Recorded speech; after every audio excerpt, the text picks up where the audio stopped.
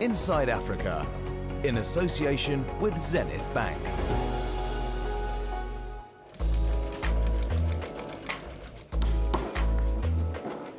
Rwandan design and fashion is taking the world and social media by storm.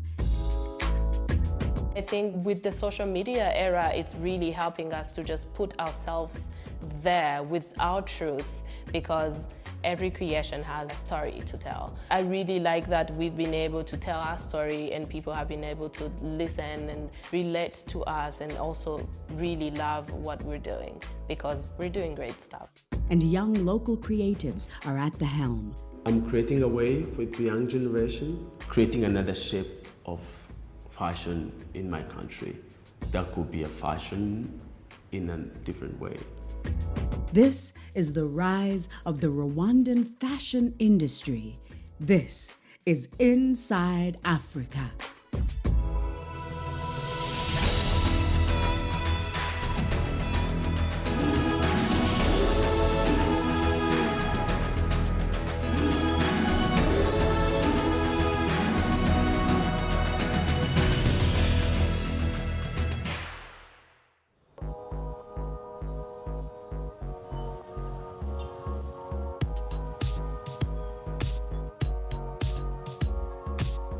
I'm an artist who's trying to use fashion as a tool of telling stories. I love with the experimental and putting ideas together to be able to communicate and put attention on what I do. I use fashion because it was an easy way to capture people's attention. Cedric Mizero fuses fashion with art to make bold statements. Working from his home-come studio in Kigali, he is currently preparing for his next project. As I grew up in the village with my mom, she's very, very strong woman. I've been always focused my work on women. So the story behind the shoot, it's an imaginary world that I'm creating where women are trying to save the world. I'm trying to make the women looks like they're gonna change something, like they're trying to do something, but in a very new image. Cedric's work has earned him international recognition, including an exhibition at London's Somerset House. He has become known not just as an artist, but also as a cultural change maker. So for the costume that I used, I'm using all plastic, because I think that we are living in the plastic world. It's like, you don't know where she's from. Is from the space, is she from the society? But you could say like she's here for a mission. Part of what sets his work apart is that he uses ordinary women as his models. This began as part of his trademark campaign called Fashion for All. I didn't want the fashion to only be for the same people. I wanted to also to go to the villages, to poor people. I was going in the village, listening to people's stories, and then we take photos together. Some of them was for their first time being on photo, and then they find themselves beautiful.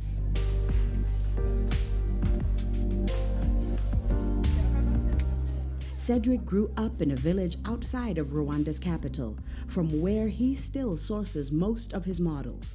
In 2012, he moved to Kigali. At the time, the fashion industry was just beginning to take off. The past 5 years has been a transition from a hobby. Now you have stores, you have brands, you have factories. So I think that, and now we have fashion weeks as well.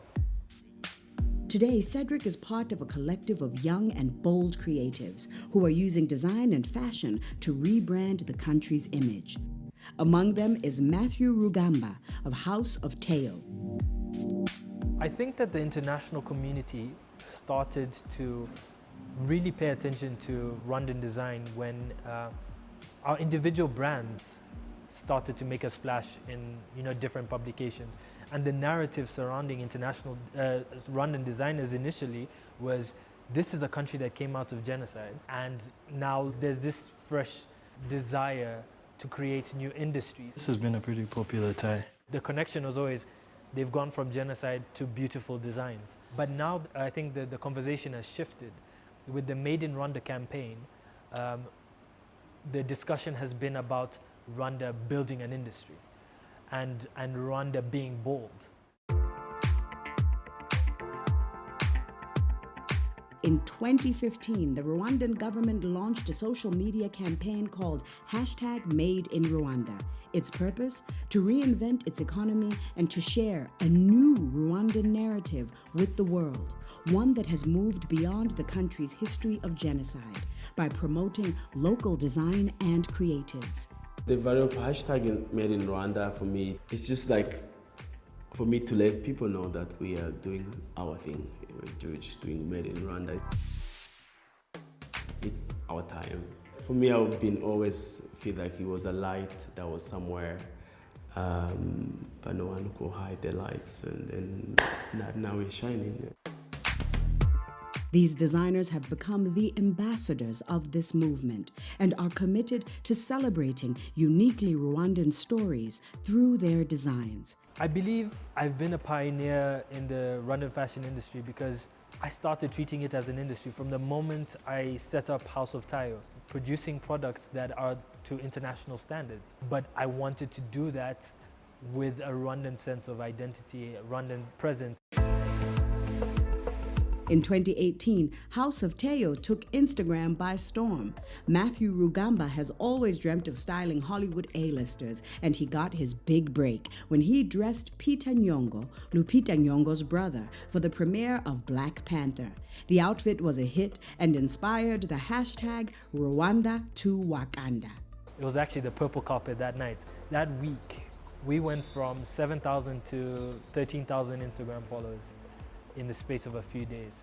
We're getting requests from all over the world, and it was a huge statement for our brand. It was a stamp of validation. It was, and it also showed, it showed different communities different things.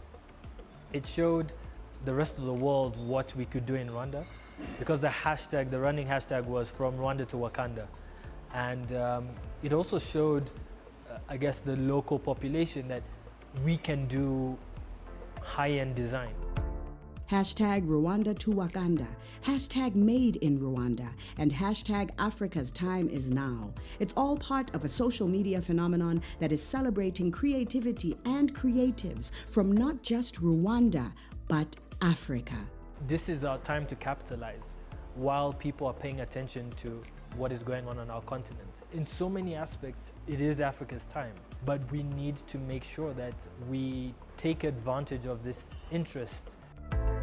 But it's not just on social media that Rwandan designers are trailblazing. Next.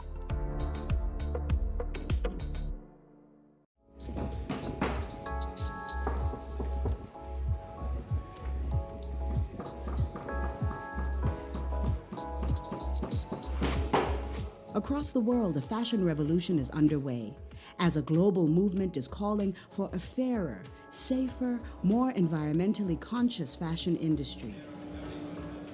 Under this banner, #WhoMadeYourClothes became a global social media campaign and took Instagram in particular by storm.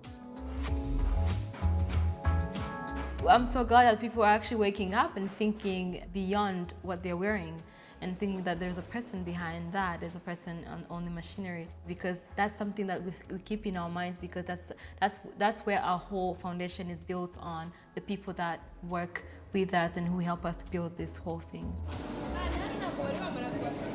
In Rwanda, local designers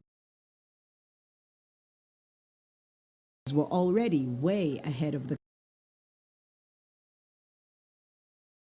curve. Rwanda is a great example to the rest of the world in terms of sustainability, because first of all, it inspired us. The fact that Rwanda has banned plastic bags, and it opened our minds. We can actually do better than that. We can just do better than creating a shoe. The rest of the world can be really inspired, that not only the whole country, but also small companies like ours. Meet Isolde Shimwe and Kevin Gagirimpundu, the duo behind the Rwandan shoe brand Uzuri K&Y. Our design approach is pretty much looking at the environment, thinking of sustainability, colors, and thinking of the population, the people who are going to wear them. Launched in 2013, this proudly made in Rwanda brand uses only vegan leather and vet all of their suppliers to ensure they too are eco-friendly. We're being sustainable through sourcing great quality raw materials and materials that do not have any chemical dyes or any harmful materials that are included in them. And number two, we recycle some of the materials. Some of them are made locally, like they're made out of sisal, and others are recycled tire. A tire is pretty much degradable for hundreds and hundreds of years. So reusing it is actually a great idea. And the best part of our product is that you can use it for the shoe, and the shoe will actually get old, and you bring it back here to our store or to our factory. We make another shoe using the same tire. So it's never going anywhere. It's being used by human beings over and over again. Their journey began as university students, where they both studied design. Our sketchbooks included clothing, handbags, shoes, everything else, accessories. We decided to focus on one thing. It's a need, not just a want, but also a need for people, a necessity for people. So we decided to focus on shoes. They recognized very early on that fashion can be a tool to empower their community. I remember reading online that unemployment in Rwanda is really rising among young people, and we're like, actually we can do something. We can do something that includes way more people than just the two of us. Instead of us getting a salary, we can actually include way more people in Rwanda, and that's what we wanted to do, and that's what we're continuing to do today.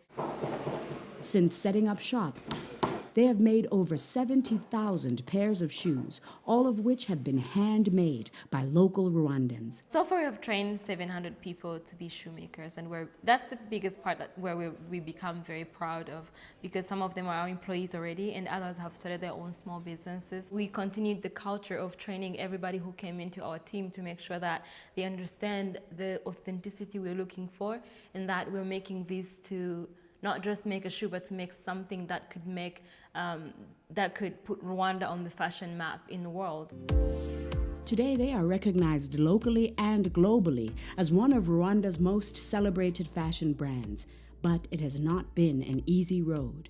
When we were starting, the fashion industry was like a growing industry. There were not so many people doing fashion, and I would say that we pretty much rebirthed with the word fashion or the fashion industry in Rwanda.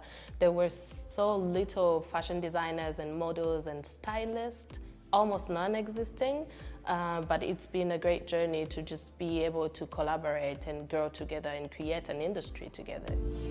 I would say we have defined that you can do something hard and make it as simple as possible. I would say that we are the pioneers of the shoe fashion industry. They have also amplified the representation of women in both fashion and business in Rwanda. It's really my hope that people are able to relate to our stories. A lot of young women are able to relate to our stories and create something for themselves that they can bring to the world and share with the world. Just outside of Kigali, another community-orientated team is making waves, supplying beautiful handbags to Kate Spade in New York. afriLIVE now is a social enterprise that has 255 employees. In order to be able to empower our employees and transform the community, so we came to work where the people are. 92% of them are women. They have children at home, they have families to care for, so working close to them helps them to be able to move after work, to move to their families and do other responsibilities. Abahizi means by working together we accomplish more in Kenya-Rwanda, and Darius Habamenshi is the co-op's general manager. afriLIVE started in 2013. We started with 92 employees, and we had a variety of fashion accessories. But a year after, we got specialized in handbags. Their biggest client is Kate Spade, New York, and they recently also started to manufacture bags for another big global brand, Coach. As a social enterprise, we market ourselves to the international brands as an enterprise that will help also them to invest into the community, because the money that we make goes to the families of our employees, and the average of the number of children per employee are like around 4. So a global brand investing into this business or sourcing from us helps also them to impact lives of a lot of people. Each handbag is hand-signed by the person who made it. It's very important for us to mention the name, to have the employees here sign on each of our handbags so that they know they are authors of what's going on. When the bags are sold, when they're in stores, and our story is in front of the bags, the clients know that their money is not just going to make only the brand rich, but their money is going to someone who is in a community somewhere in Africa, in Rwanda, and the money is going to help the whole family. From bags being made for the high streets of New York to the runways of Kigali Fashion Week. Next.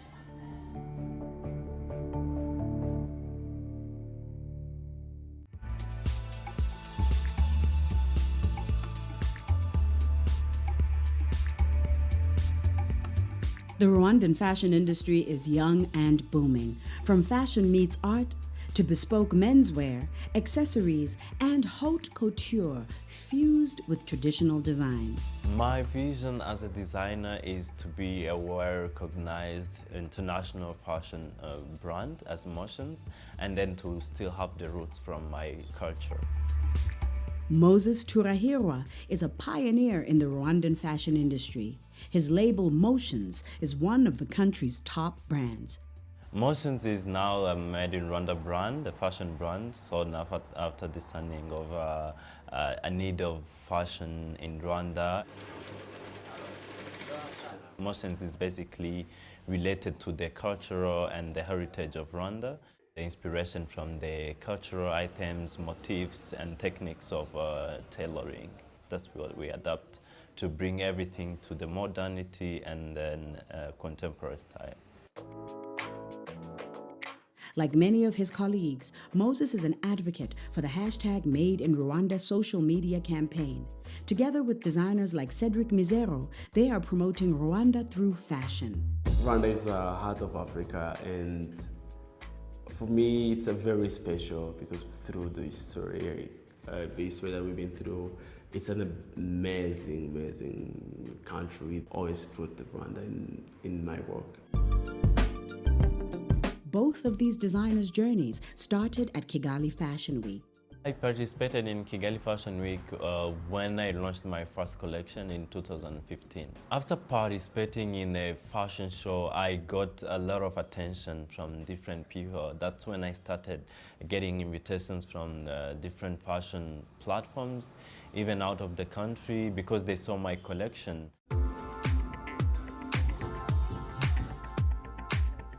Now in its 10th edition, Kigali Fashion Week continues to provide a space for emerging designers who hope to follow in the footsteps of Moses and Cedric and also have their brands represent hashtag Made in Rwanda. It's where you can show your talent. For me, I believe in people, I believe in talent. So I think Kigali Fashion, what created for us, like for myself, it was just to be able people to know that there's talent in me. After my last collection, Kigali Fashion Week, that's how everyone was like, all eyes was on me. It's not just a showcase for designers, but models too. Kaneza Linka Amenda is one of East Africa's top models, and this is the 5th time she is participating in Kigali Fashion Week. Modeling is my career and my passion, so when I'm in fashion industry, I'm feeling myself. I feel that I'm in my place. She has seen a significant growth in the local fashion industry since starting her career 7 years ago. from where we start from and where we are now, it's really, really good. First of all, we didn't used to wear for international designers. It was just local. And now we use 4 or 5 international, so it's really, really, really nice. Backstage is buzzing as the designers from Rwanda and beyond stand by to hit the runway. This evening you're going to see something transitioning from corporate summer to corporate winter. As a plus size myself, I find it difficult to find the clothes I want to put on to work or casually. So I tend to go to that line, so I feel like I was solving a need that I already had. Among them is newcomer Sakina Usengimana. Up until recently, Sakina was a full-time student. This is her first ever fashion show, and she hopes that the exposure she gains here will allow her to carve a career out of jewelry design. Jewelry design is that it's a little piece that means a lot to people. When you give a gift to someone like a jewelry, it's something that they cannot put at home. They always wear it and always think about you. So it's something I feel like I'm so much connected, and I wish like I can present women, African women, also design. Sakina plans to use fashion as a tool to empower other women. Working from her home in Kigali with an all-female team of artisans, they handmade every piece that was displayed at Kigali Fashion Week. I have 4 women I work with. Most of them, they didn't finish school, so the only thing they do, they're artists. So when I look at them, they don't have much opportunity. I feel like I have to keep going and make sure I can grow and give opportunity to many women. This vision is shared by the female-led team at Uzuri K&Y, who believe that Rwanda has the potential to lead the continent in fashion. I really think that the energy or the spirit of togetherness is what excites me more about this whole fashion industry. And also being able to look at a product from afar and say, I can recognize this. This is made in Rwanda. I think that the rest of Africa can learn from us. You can rise from the ashes. Young, talented, sustainable, eco-friendly, community-focused, and proudly Rwandan. This industry is one to watch. The future of Rwandan industry, it's awesome. I feel like we get into the stage where we have very powerful brands that are made in Rwanda.